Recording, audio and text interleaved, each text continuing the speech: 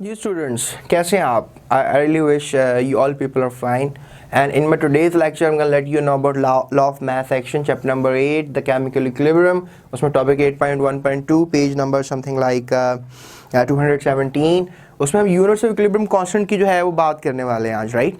और units of equilibrium constant के अंदर हम ये बात करेंगे कि कैसे जो है आप यूनिट्स लिख सकते हैं for the sake of Kc, यानी इक्विलिब्रियम कांस्टेंट के आप यूनिट कैसे लिख सकते हैं। जैसे for example students, we have a equation that a nitrogen gas reacts with a hydrogen gas and reversibly it makes something like ammonia. इसको balance करें तो we're gonna place something like 2 here and 3 here and that becomes a chemical balance chemical equation. We need some nickel catalyst or platinum catalyst. We need some good amount of pressure, 2 atm, and we need something like temperature 250 to something like 300 degrees Celsius. And this equation is used as a Haber's process. Haber's process ने यानी Haber और scientist ने इसको सबसे पहले इस equation को drive किया था, तो ड्राइव किया था यानी प्रैक्टिकली परफॉर्म करके दिखाया था, ठीक है। So nitrogen gas reacts with hydrogen gas to make ammonia, right? इसको हम Kc की फॉर्म में लिखेंगे स्टूडेंट्स। ये है हमारे पास रिएक्टेंट्स और ये है हमारे पास प्रोडक्ट्स और ये उनकी मोलैरिटी है, ठीक है, और यहाँ पे 1 आएगा। तो Kc की फॉर्म में अगर आप लिखोगे तो दैट विल बी, आपको जो है प्रोडक्ट ऊपर लिखना होगा, ठीक है। प्रोडक्ट आपके पास सिर्फ एक ही है, सो NH3 आप लिखोगे, ठीक है, और साथ का जो मोल है वो एज अ कोफिशिएंट आप ले लोगे, पावर ले लोगे, ठीक है। इसके साथ आप यहाँ पर देखो नाइट्रोजन जो है वो आप लिखोगे यहाँ पे और इन दोनों का प्रोडक्ट लोगे आप, ठीक है। हाइड्रोजन लोगे यहाँ पे और 3 को एज अ कोफिशिएंट ऊपर ले लोगे, ठीक है। अब Kc के जो यूनिट्स होते हैं that is something like mole per decimetre cube. याद रखो यहाँ पे टोटल मोल जो है वो 4 है, ठीक है। यहाँ पे टोटल मोल जो है वो 2 है, यानी जो Kc है इसका यूनिट होगा, ठीक है। कैसे देखो, अब इसमें आप वैल्यू प्लेस करो, NH3 की मोल per decimetre cube value place कर दो, ठीक है, मोल पर डेसीमीटर क्यूब, ठीक है।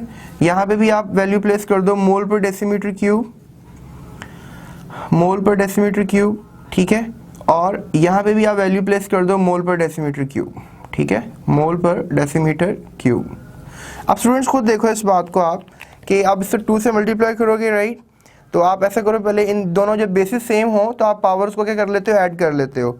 सो I am gonna write the same thing again, mole per decimetre cube, ठीक है, और ये पावर 2 हो जाएगी और नीचे बेसिस सेम है, पावर ऐड हो जाएंगी, मोल पर डेसीमीटर क्यूब, ठीक है, और पावरें क्या ऐड हो जाएंगी, 4 हो जाएंगी पावर। देखो अब दोनों फिर जो है बेसिस सेम है तो ये पावर ऊपर नीचे मूव कर सकती है, तो छोटी पावर को नीचे ले आते हैं।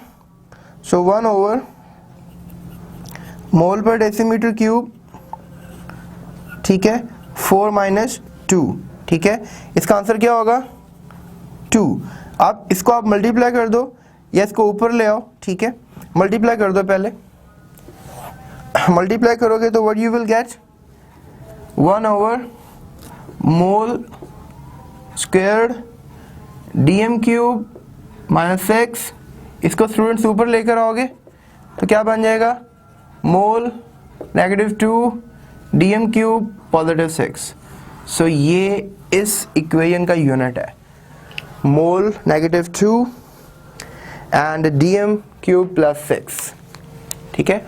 इस तरह चलें, मैं आपको एक और इक्वेशन करवा देता हूँ। Let me just do it again, या रेस करूँ, ठीक है। इसको आप अपनी नोटबुक निकालो, इसको कॉपी कर लो, ठीक है, पीछे वीडियो ले जाओ दोबारा, इसको कॉपी कर लो। Let's go it again, do it again.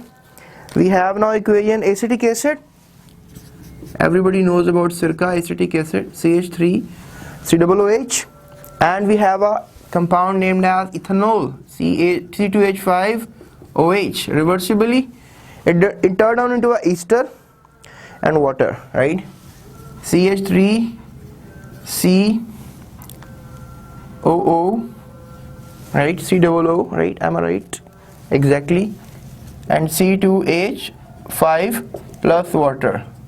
I think so that is a balanced chemical equation, right? That is a balanced chemical equation. तो ये रिएक्टेंट्स हैं, ये प्रोडक्ट्स हैं, Kc की फॉर्म में लिखो, यानी प्रोडक्ट जो है वो ऊपर आएंगे, CH3COO C2H5, ठीक है। अब इसका कोएफिशिएंट 1 ही होगा क्योंकि we have a balance chemical equation में 1 है यहाँ पे, और यहाँ पे क्या होगा, प्रोडक्ट लेना है, वाटर है, इसका भी कोएफिशिएंट 1 होगा। और यहाँ पे देख लो CH3COOH, यहाँ पे कोएफिशिएंट भी 1 होगा, और इसका प्रोडक्ट ले लो C2H5OH, इसका कोएफिशिएंट भी 1 होगा। अब देखो यहाँ पे सब पे क्या लिख दो, मोल per decimetre cube, right. Okay, मैं नीचे लिख देता हूँ दोबारा, मोल पर डेसीमीटर क्यूब, इसका भी लिख दो मोल पर डेसीमीटर क्यूब, और स्टूडेंट्स इसका भी लिख दो मोल पर डेसीमीटर क्यूब, इसका भी लिख दो मोल पर डेसीमीटर क्यूब। स्टूडेंट्स देखो, आपने प्रोडक्ट्स और रिएक्टेंट्स का लिख दिया, ऊपर नीचे क्या है प्रोडक्ट्स, ऊपर क्या है रिएक्टेंट्स, ठीक है, एम आई राइट। सॉरी, ये प्रोडक्ट्स हैं और ये क्या है रिएक्टेंट्स हैं, ये बात याद रखनी है, प्रोडक्ट और रिएक्टेंट होता है। अब यहाँ पर देखो सब कैंसिल हो रहे हैं, क्यों? क्योंकि यहाँ 1 मोल 1 मोल 2 मोल, यहाँ भी 1 मोल 1 मोल 2 मोल आपस में कैंसिल हो रहे हैं। जब दोनों तरफ मोलैरिटी इक्वल हो तो कोई यूनिट नहीं होगा, राइट। लिहाजा यहाँ पर कोई यूनिट नहीं है। सो केसी का यहाँ पर देयर इज नो यूनिट। आप कंसंट्रेशन की वैल्यू प्लेस करके आंसर निकाल सकते हो, लेकिन आंसर के साथ आपने कोई यूनिट नहीं लिखना है। लेकिन जो पिछली इक्वेशन थी हैबर्स इक्वेशन अमोनिया वाली, उसमें आपको नजर आ रहा था कि मोल -2 DM3 वो यूनिट था उसमें, यानी जो भी कंसंट्रेशन वैल्यू डालकर आप जो आंसर निकालोगे उसके साथ वो यूनिट लाजमी लिखोगे। अगर नहीं लिखोगे नेगेटिव मार्किंग होगी, 2 नंबर का न्यूमेरिकल आपको आ सकता है। तो लिहाजा आई होप सो मैंने आपको यूनिट्स फॉर इक्विलिब्रियम कांस्टेंट यानी केसी के यूनिट्स के बारे में यहाँ गाइड किया है। तो इंशाल्लाह इन माय नेक्स्ट वीडियो मैं आपको इसी से रिलेटेड एक एग्जांपल करवाऊंगा ताकि आपको आइडिया टोटली ये क्लियर हो जाए। So thank you so much for this time, और इस क्वेश्चन को 2 नंबर के लिए ज़रूर तैयार कीजिएगा। Thank you so much.